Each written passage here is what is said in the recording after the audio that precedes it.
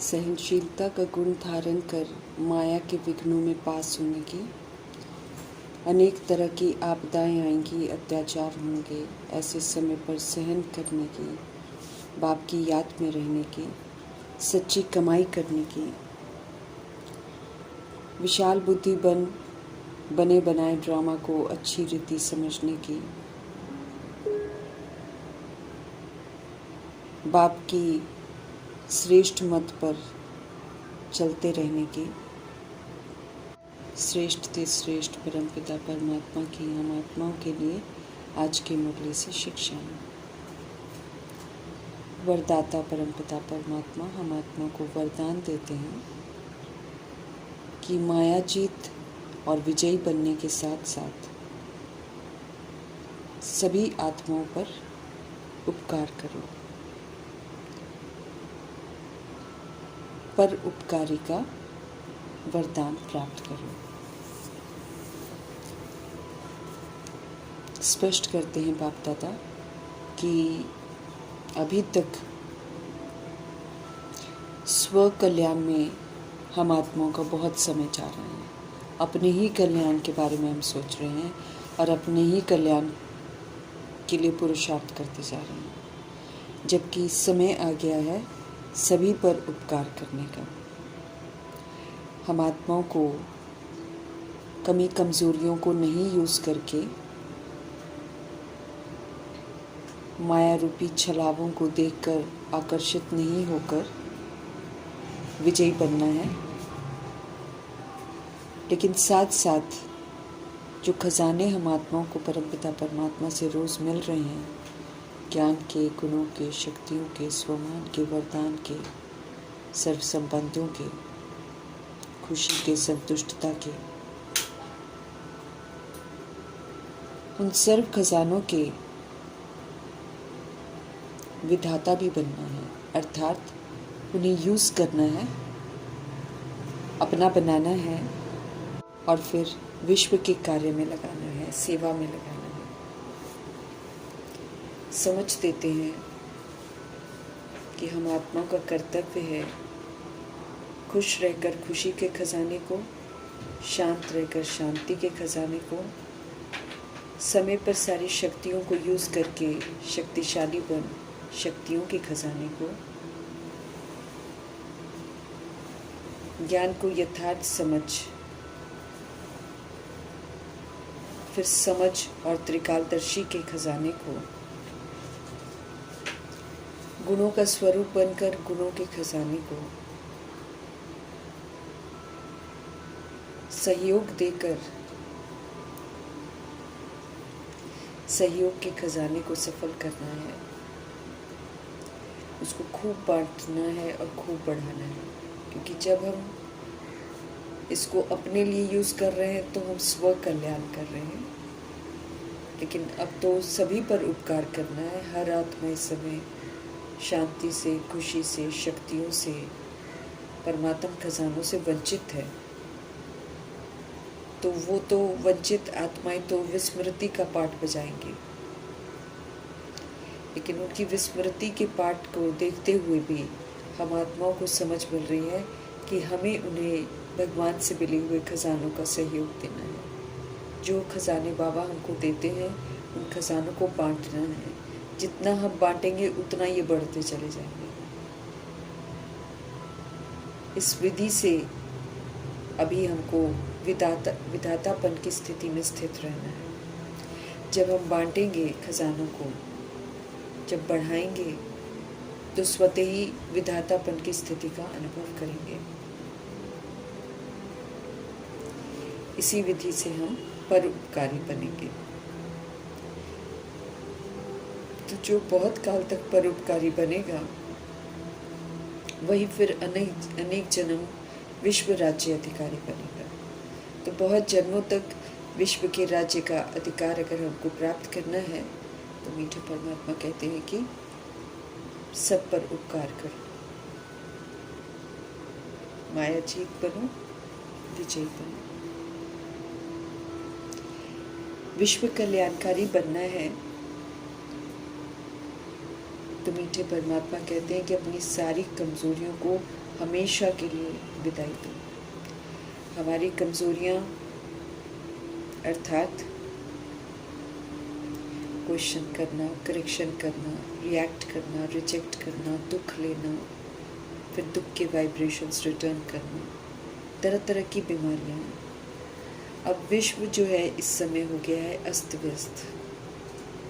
आत्माएं अत्याचार कर रही हैं, पाप कर रही हैं, लेकिन अगर हम उनको देखने की कमज़ोरी को हमेशा के लिए विदाई नहीं देंगे तो फिर हम विश्व का कल्याण कर ही नहीं पाएंगे। इसलिए अगर विश्व कल्याणकारी हमको बनना है तो भगवान का कहना है कि सारी दैहिक कमी कमज़ोरियों को हमेशा के लिए विदाई दे दो। अव्यक्त इशारे हमको मिल रहे हैं। लगन की अग्नि को प्रज्वलित कर योग को ज्वाला रूप बनाना है। स्पष्ट करते हैं बाप दादा कि जैसे किला होता है, चारों तरफ से किला बांधा जाता है ताकि प्रजा जो है वो किले के अंदर रहे और सेफ रहे, और राजा जो है उसके लिए कोठरी नहीं बनाते हैं लेकिन किला बनाते हैं ताकि वो एकदम अंदर सुरक्षित रहे। हम सभी आत्माएं भी अपने लिए, साथियों के लिए और अन्य आत्माओं के लिए ज्वाला रूप याद का किला बनाएंगे तो याद की शक्ति की ज्वाला से हर आत्मा जो है वो सेफ्टी का अनुभव करेगी। समय आ गया है याद का किला बनाने का। इस याद के किले के अंदर आत्माएं जो हैं सुरक्षित रहेंगी। हम सभी आत्माएं इस समय ईश्वर की सच्ची सच्ची पाठशाला में हैं। इस पाठशाला में हम आत्माओं को ज्ञान की ABCD से हर बात सिखाई जाती है, क्योंकि रावण राज्य में हम उठना बैठना, खाना पीना, चलना फिरना, व्यवहार करना सब कुछ भूल गए थे, पराई मत पर चल रहे थे। लेकिन ओरिजिनल जो शिक्षाएं हैं वो शिव पिता परमात्मा हमको देते हैं। तो सच्चे सच्चे परम पिता परमात्मा की ये पाठशाला, सच्चे सच्चे परम पिता परमात्मा की ये यूनिवर्सिटी, हॉस्पिटल, सच्चा सत्संग है। यहाँ पर सत्य परमपिता परमात्मा का संग हमको मिलता है, जिस सत्यता को पुनः धारण करके हम सभी आत्माएं जो हैं इस विषय वैतरणी नदी से पार हो जाती हैं। हम आत्माओं के बेड़े डूब जाते हैं रावण की मत पर चलकर। अब हमारा बेड़ा पार करने के लिए बाबा आए हैं। तो कायदे से देखें तो दुनिया में और कोई भी पाठशाला, कोई भी यूनिवर्सिटी, कोई भी सत्संग सच्चा नहीं है सिवाय संगम युग की पाठशाला, संगम युग की यूनिवर्सिटी, संगम युग का हॉस्पिटल और संगम युग का ये सत्संग। यहाँ पर झूठ नहीं सिखाया जाता है। हर बात यहाँ पर मीठे परमात्मा सत्य बताते हैं और हम आत्मा को सत्य विधि से जीना भी सिखाते हैं। हिसाब किताब का खेल चल रहा है ये। हम आत्माएं ड्रामा बनाती हैं। चूँकि हम अविनाशी हैं इसलिए जो बनाती हैं वो मिटता कभी नहीं है, वो रिकॉर्ड हो जाता है, जिसके वशीभूत होकर फिर हम पाठ बजाते हैं। हिसाब किताब हम खुद बनाते हैं। दुख भी लिखते खुद ही हैं और अगर श्रीमत पर चलते हैं तो सुख भी खुद ही लिखते हैं।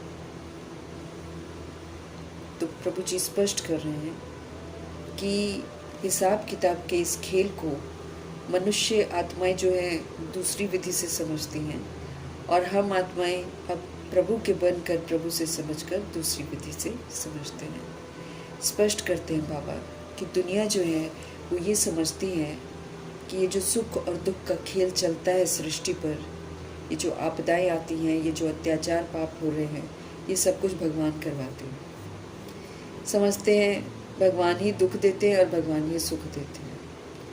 ये एक इल्ज़ाम लगता है प्रभु पर और हम सब आत्माएं जब प्रभु के बनते हैं और सच्चाई को समझते हैं, तब समझ में आता है कि ये सारे दुख सुख का खेल तो हर एक के कर्मों के हिसाब किताब का खेल है। हमारे शिव पिता परमात्मा किसी भी आत्मा को दुख नहीं देते हैं, वो तो सुख का रास्ता बताने के लिए आते हैं और सुख का रास्ता ही बताते हैं।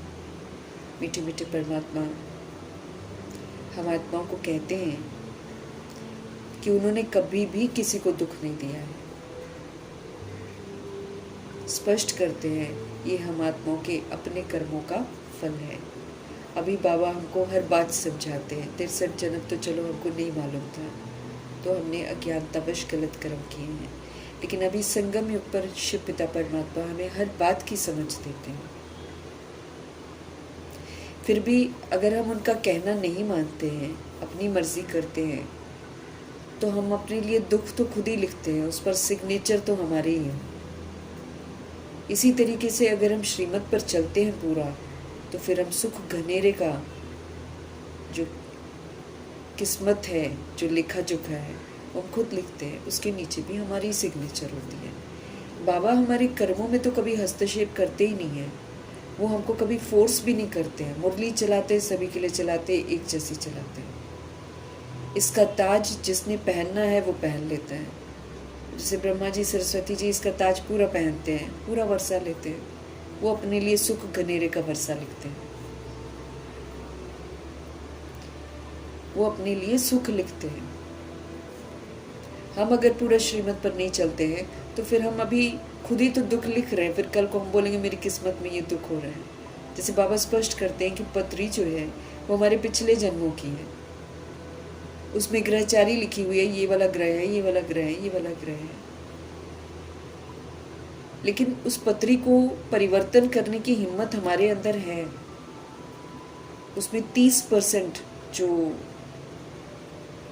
पॉसिबिलिटी है वो हमारे परिवर्तन की है। तो अब जो भी हमने विस्मृति में पाठ बजाया है, उससे हमने अपनी पत्री में ग्रहचारी लिखी है। अभी हम श्रीमत पर पूरा लिखेंगे तो वो ग्रहचारी मिट जाएगी, लेकिन अगर हम श्रीमत पर ही नहीं लिखेंगे तो हम अपने लिए 1 का 100 गुना, 1 का 1,00,000 गुना, 1 का 1000 गुना दंड हम खुद ही लिख रहे हैं। फिर कल को दिक्कत आया, हम बोले मेरी किस्मत ऐसी है। किस्मत हम खुद बनाते हैं। हमारे परमपिता परमात्मा हमको फोर्स ही नहीं करते। रोज़ मुरली पढ़ाते हैं, अलग से हमको एक एक बच्चे को थोड़ी बोलते हैं तुमको ऐसे ही करना, तुमको ऐसे ही करना। जनरल में सभी बच्चों को बोलते हैं हमें मुरली को अपने लिए लेना है और उसका पालन करना है। नहीं करते हैं, हम खुद दुख लिखते हैं। फिर बाबा बीच में इंटरफियर नहीं करते हैं। कल को जब हम दुखों में तड़पते हैं तो फिर बाबा हमारी मदद नहीं करेंगे, ये वो स्पष्ट कर देते हैं। भगवान हमें ड्रामा में होने वाली 8 परीक्षाओं की तैयारी करा रहे हैं। हमने तैयारी कर ली तो हम परीक्षाओं में पास हो जाएंगे, और हमने तैयारी नहीं करी तो फिर हम परीक्षाओं के सेक में ऑफकोर्स हमको सहन करना पड़ेगा। ड्रामा का सेक भी सहन करना पड़ेगा, फिर जो प्रकृति का सेक लगेगा वो भी सहन करना पड़ेगा, विनाश का सेक लगेगा वो भी सहन करना पड़ेगा, माया अलग तंग करेगी, यमदूत अलग तंग करेंगे, सब कुछ सहन करना पड़ेगा, क्योंकि हमने खुद ही तो अपनी तकदीर लिखी। फिर भगवान थोड़ी बचाने आएंगे हमें। तो बाबा हमको स्पष्ट कर रहे हैं कि तुम्हारे कर्मों का हिसाब किताब है, मैं तुम्हें कभी भी दुख नहीं देता। इस पाप की दुनिया से दूर कहीं ले चल कहकर हम सभी आत्माएं जब जब दुखी होती हैं ड्रामा में, तब तब पुकारती हैं, और फिर भगवान एक ही बार आते हैं, बार बार नहीं आते हैं। वो भी तब आते हैं जब हम सच को सुनने के लिए बिल्कुल तैयार हो जाते हैं। ये पाप की कलयुगी दुनिया है, इसको अब बदल कर सतयुग की पुण्य की दुनिया बना रहे हैं बाबा, और वहाँ चलने के लिए तैयार होने की विधि बता रहे हैं। जीव आत्माएं अर्थात जो भी जिन्होंने भी शरीर ले रखा है, सभी आत्माएं इस समय कलयुगी बन गई हैं।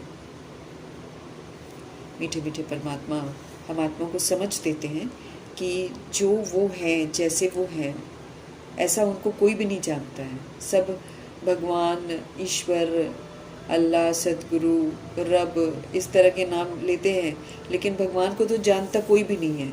बस यूं ही गीत गाते रहते हैं अपने अपने, लेकिन बाबा कहते हैं मैं जो हूँ, जैसा हूँ, मुझे कोई भी नहीं जानता है। ऋषि मुनि भी नहीं जानते हैं। ये तो आजकल की आत्माएं हैं जो अपने आप को शिवोहम कह देती हैं, लेकिन असल में परमपिता परमात्मा रचता, जो सुंदर रचना रचते हैं, ब्राह्मण रचते हैं, पवित्रता की प्रतिज्ञा कराते हैं, और फिर सुंदर सा सतयुग रचते हैं। उनके बारे में तो कोई भी नहीं जानता है।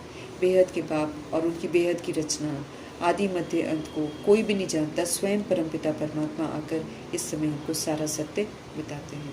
हम सभी आत्माएं ब्रह्म तत्व की रहने वाली हैं। उसको मूल वतन कहते हैं, निर्वाण धाम कहते हैं, शांति धाम कहते हैं। वो सूर्य चांद से परे का वतन है। फिर बाबा सूक्ष्म वतन की रचना भी करते हैं संगम युग में, जो कि एक ऑफिशियल प्लेस है जहाँ पर फरिश्ते जा सकते हैं और बुद्धि से आत्माएं जो हैं वहाँ पर जा सकती हैं। वो ब्रह्मा जी का और शिव बाबा का ऑफिशियल प्लेस है। वो सिर्फ संगम युग में होता है। बाकी जो इधर उधर सूरज चांद सितारे ये सब इस सृष्टि के लिए बिजलियाँ हैं। और फिर बाबा कहते हैं इनके होते हुए भी घर में अंधकार रहता है तो घर में भी लाइटें जलानी पड़ती हैं। और सतयुग में ये बत्तियों को यूज़ करने की ज़रूरत नहीं पड़ती है। वहाँ तो हीरे जवाहरात ही इतने होते हैं कि अपने आप ही महल जो हैं जगमगाए हुए होते हैं। वहाँ पर लाइट की ज़रूरत नहीं होती है। तो रात को चांद सितारे, दिन में सूर्य, है ना। ये तो बाबा कहते बत्तियाँ यहीं के लिए हैं। और इन बत्तियों के होते हुए भी रात को तो अंधियारा होता है और फिर हम आत्मा को आर्टिफिशियल लाइट्स भी जलानी पड़ती हैं। सतयुग त्रेता युग दिन इसलिए कहलाता है क्योंकि वहाँ पर आत्माएं अपने को आत्मा समझकर पाठ बजाती हैं, जीवन मुक्त अवस्था में पाठ बजाती हैं, संस्कार यहाँ से लेकर जाती हैं संगम युग में। और द्वापर युग कलयुग रात है क्योंकि अपने को आत्मा नहीं समझकर देह समझती हैं, भक्ति करती हैं, गिरती कला में चली जाती हैं। फिर बाबा जब भक्ति अच्छी तरह पूरी हो जाती है फिर भगवान भक्ति का फल ज्ञान देते हैं, फिर पुनः अंधकार से बाहर निकालते हैं, प्रकाश देते हैं। अभी हमको प्रकाश मिल रहा है, अमृत वेला चल रहा है। इस प्रकाश से हम जितना अपने आप को जागृत करेंगे उतना हम दिन का वर्षा प्राप्त करेंगे। बेहद की दुनिया है, ये कर्म क्षेत्र है। हर किसी आत्मा को कर्म करना पड़ता है। आत्मा यहाँ पर 5 तत्वों का शरीर लेती है, पाठ बजाती है, अपना पाठ बजाकर अपनी रिकॉर्डिंग करके फिर खुद ही उस कर्म का फल भी पाती हैं और वही कर्म फिर उसका रिपीट भी होता है। तो अभी हमको सोच समझ कर पाठ बजाना है, मैच करना है। अगर ब्रह्मा जी ने ऐसा किया है तो करना है, अगर ब्रह्मा जी ने नहीं किया है तो बिल्कुल नहीं करना है, क्योंकि अगर हम करते हैं तो फिर हम पाप करते हैं। बाबा कहते हैं बहुत कम बच्चे हैं जो अच्छी रीति उनकी दी हुई समझ को समझते हैं। ये गीता पाठशाला है, इसमें कोई भी सोल, वर्ल्ड की सारी सोल्स यहाँ पर इनवाइटेड हैं। यहाँ पर भेदभाव नहीं देखा किया जाता है, शरीरों को तो देखा ही नहीं जाता क्योंकि भगवान आत्माओं को पढ़ाते हैं। इसलिए वृद्ध शरीर में आत्मा हो, जवान शरीर में आत्मा हो, छोटे शरीर में आत्मा हो, हिंदू हो, मुस्लिम हो, सिख हो, ईसाई हो या फिर अमेरिकन हो, ऑस्ट्रेलियन हो, कुछ भी हो, हर आत्मा इस पाठशाला में आकर पढ़ाई कर सकती है। ये वेदों की पाठशाला नहीं है, परमपिता परमात्मा यहाँ पढ़ाते हैं। यहाँ पर एम ऑब्जेक्ट भी है और सारे वेद शास्त्रों का सार भी समझा देते हैं। ये सच्चा सत्संग है। एम ऑब्जेक्ट है लक्ष्मी नारायण के घराने में जाने का। सत्य बाप हमें सत्य सिखाते हैं। अगर हम उनका संग करेंगे तो हम तर जाएंगे, लेकिन अगर हम कुसंग करेंगे और बैड संग करेंगे तो फिर हम डूब जाएंगे। दुनिया के सत्संग तो सत्संग ही नहीं रहे हैं, झूठ बोलते हैं, गंदे काम भी करते हैं, इसलिए सत्संग कहने में तो उनको लज्जा आती है। कलयुगी मनुष्यों का सत्संग तो कुसंग है। सत्य का संग तो सिर्फ कल्प में एक बार मिलता है और जिसमें परमपिता परमात्मा आकर हमें सत्य सुनाते हैं, फिर हमको सच्चा भी बनाते हैं। झूठी पाठशालाओं में पढ़कर कुछ नहीं मिलता है। हाँ, स्कूल कॉलेज में थोड़ा बहुत पढ़कर बाबा कहते हैं कुछ मर्तबा हासिल कर लेते हैं, कमा लेते हैं, लेकिन सच्चाई की पढ़ाई तो कहीं भी नहीं होती। भगवान चरित्र हमारा सुधारते हैं। कोई भी स्कूल हो, कोई भी सत्संग हो, चरित्र को नहीं सुधारता। हम आत्माओं के लिए गुरुद्वारा जो है वो मुक्ति और जीवन मुक्ति है। मुक्त अवस्था हमारा परम धाम और जीवन मुक्ति सुख धाम, इसको बाबा गुरुद्वारा कहते हैं। और सतगुरु सच्चे परमपिता परमात्मा हम आत्माओं को मुक्ति और जीवन मुक्ति धाम में जाने की विधि बताते हैं, हमको सारे बंधनों से मुक्त करते हैं। फिर ट्रस्टी और सेवाधारी बनकर गृहस्थ में रहते हुए सतगुणी सतयुगी पाठ बजाकर अपने आप को मुक्त अवस्था में रहने की समझ देते हैं। अकाल मूर्त हैं शिव पिता परमात्मा, उनको काल कभी नहीं खाता। यूँ तो हम आत्माएं भी अकाल मूर्त हैं, हमें भी काल नहीं खाता, लेकिन चूंकि हम शरीर अपना लेते हैं तो हमारा शरीर ज़रूर मरता है, काल शरीर को ज़रूर खाता है। तो कई बार हम शरीर लेते हैं, कई बार हमारे शरीर को खा जाता है, फिर लेते हैं। आत्मा असल में बिंदी है, उसको काल नहीं खाती। आत्मा शरीर छोड़कर दूसरा शरीर ले लेती है, लेकिन मनुष्य इस बात को नहीं समझते हैं कि आत्मा पुराना शरीर छोड़ रही है फिर दूसरा ले रही है। इसलिए वो लोग जब शरीर कोई छोड़ता है तो अगर उनको उससे स्वार्थ होता है तो वो रोते हैं फिर उसके लिए। ड्रामा हम खुद बनाते हैं, इसलिए अनादि बना हुआ है। एक का पार्ट दूसरे से बिल्कुल नहीं होता है। हर एक पार्ट आत्मा जो है अपना पार्ट बजाती है। और सतयुग में सारे नष्ट मोह हैं, वहाँ पर किसी को भी किसी के साथ मोह नहीं है। यहाँ के जितने भी सत्संग हैं वो कन रस हैं, बस कानों का रस है। अच्छा अच्छा बोलकर आ जाते हैं, सीखते कुछ भी नहीं है। बाबा कहते हैं, बच्चे कहते हैं कि हमारा दोष क्या है, लेकिन बाबा कहते हैं कि फिर तुम मुझे क्यों बुलाते हो दुख की दुनिया में, क्यों कहते हो कि दुख की दुनिया से ले जाओ। बाबा कहते हैं जब मैं आया हूँ तो तुम्हें मेरी बात सुननी चाहिए। बाप बच्चों को बैठकर समझाते हैं हर एक बात, अच्छी मत मिलती है अभी हमको। बाबा कहते हैं ड्रामा तुमने बनाया, पार्ट तुम बजाते हो, तुम्हारे दुखों का कारण तुम खुद बनते हो। जब तुम रावण के वशीभूत होते हो, तुम रावण की मत पर चलते हो, तो फिर दुख खरीदते हो, वो तुम्हें शोक वाटिका में डाल देता है। अभी निराकार राम हमको अशोक वाटिका में लेकर जा रहे हैं। ये हार और जीत का खेल चल रहा है, इसमें कोई हिंसा करने की बात नहीं है। हम आत्माएं कमी कमज़ोरियाँ जो हैं माया रावण के ऊपर जीत पाते हैं। हम सभी आत्माओं की बादशाही थी, लेकिन हमने वो बादशाही खो दी रावण के वशीभूत होकर। अभी हमको फिर से वो बादशाही वापस अपनी लेनी है। बाबा जो बातें हमें सुनाते हैं उसका विचार सागर मंथन करना है, उसकी गहराइयों को समझना है और फिर उसके अनुसार हमको चलना है। कर्म बंधन में अब फंसना नहीं है। कर्म बंधन में फंसे रहेंगे तो हम कभी भी चढ़ती कला में नहीं जा सकते हैं। बाबा स्पष्ट करते हैं कि अबलाओं पर अत्याचार भी होगा, अबलाएं निमित्त बनेंगी जिन पर सितम होंगे, अत्याचार होंगे, तभी तो विनाश होगा। कहीं ना कहीं पाप होगा तभी तो विनाश होगा। बाकी बाबा कहते हैं ये जो कह देते ना गुनाह की कोई बात नहीं है, हमारा क्या गुनाह है, ऐसे बोल देते ना। तो बाबा कहते हैं कि कई बच्चे ये कहते हैं कि हमको ये पाठ क्यों मिला। तो बाबा कहते हैं खुद ही बनाते हैं ना ड्रामा। पुरुषों पर भी इस समय अत्याचार होते हैं, सहनशीलता रखनी है, क्योंकि कलयुग है। कलयुग में तो रावण राज्य चले गए, तो रावण की मत पर चलने वाली आत्माएं तंग ज़रूर करेंगी। हम आत्माओं को कुछ तो सहन करना पड़ेगा, आपदाओं को भी सहन करना पड़ेगा। माया की विघ्न भी हमारे सामने बहुत आएंगे। विश्व की बादशाही लेंगे तो वो रुकावट तो पैदा करेंगे, लेकिन उन रुकावटों को ये समझना है कि हमें आगे बढ़ने का एक विधि है। आगे क्लास समझाएंगे, क्योंकि हमको पास होना है, पेपरों को पास करना है। खिटपिट आपदाएँ तो इस समय बहुत सारी हैं, रक्त की नदियाँ भी बहनी हैं। कहीं भी बाबा कहते सेफ्टी नहीं होगी। अभी तो फिर भी बाबा कहते हैं सुबह में क्लास में चले जाते हो, सेंटर्स पर चले जाते हो, लेकिन एक टाइम आएगा जब हम बाहर ही नहीं निकल पाएंगे। दिन प्रतिदिन परमपिता परमात्मा कहते हैं ज़माना बिगड़ता जा रहा है और ये बिगड़ना ही है, क्योंकि अति में जाकर फिर इसका अंत होगा। दुख के दिन तो बाबा कहते हैं अभी बहुत ज़ोर से आने वाले हैं। बीमारियाँ वो भी बहुत सारी आने वाली हैं। दुख तो बथेरा होना है, लेकिन भगवान को याद करो और अपनी जो पुराने भी कर्म है उसको विनाश करो और नई दुनिया में चलने की तैयारी करो। पुरानी दुनिया की तो समाप्ति है। समझ देते हैं बाकी इस दुनिया में थोड़े से ही दिन हैं, फिर शांति धाम में जाना है और फिर सुख धाम के लिए भी कमाई करके जाना है, ताकि शांति धाम जाकर फिर हम सुख धाम में आएँ, जन्नत में आएँ, उस जन्नत के सुख को देखें, क्योंकि वैसा सुख फिर कभी नहीं मिलेगा। शिवलिंग तो सिर्फ निशानी है, असल में परमपिता परमात्मा तो निराकार है और परम धाम में रहते हैं। ज्योति बिंदु है वो, लेकिन ज्योति बिंदु की कैसे पूजा करें, क्योंकि शरीरों को देखने की आदत पड़ गई है। इसीलिए निराकार का यादगार शरीर के रूप में नहीं बनता है, शिवलिंग के रूप में बनता है। लेकिन अब उसका सत्य भी बाबा आकर समझाते हैं।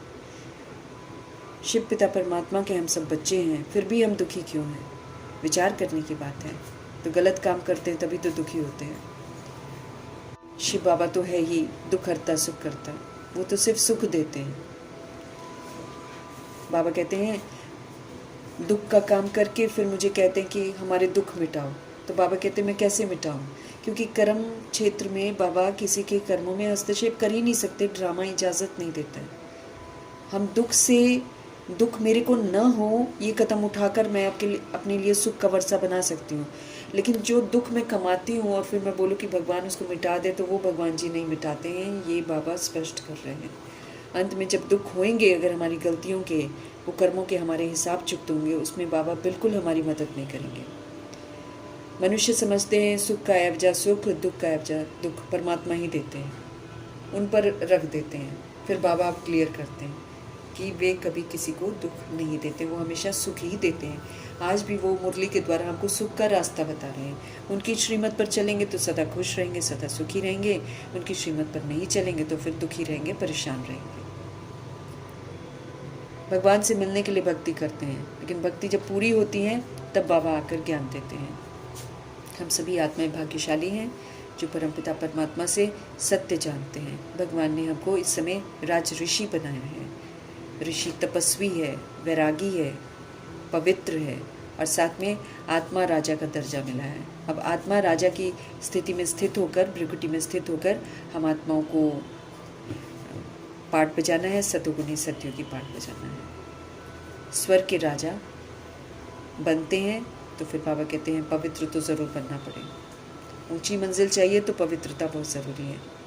सतयुग त्रेता में जिनका राज्य था उनका बाबा कहते फिर से होगा, बाकी सारी आत्माएं पीछे आएंगी। अपना राज्य हम सब स्थापन कर रहे हैं। पुरानी दुनिया का विनाश होना है, इसमें समय तो लगेगा। सतयुग तो आना है और कलयुग फिर जाना भी है। बहुत बड़ी दुनिया है। बाबा कहते हैं एक एक शहर जो है मनुष्यों से भरा पड़ा है, आबादी तो बढ़ती चली जा रही है।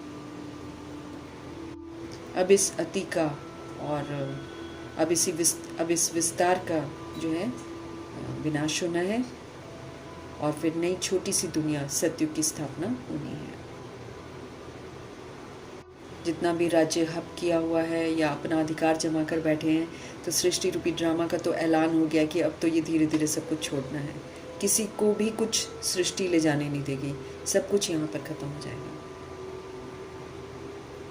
भारतवासी अर्थात भारत को स्वर्ग बनाने वाली जो आत्माएं हैं, वो विश्व के मालिक थे।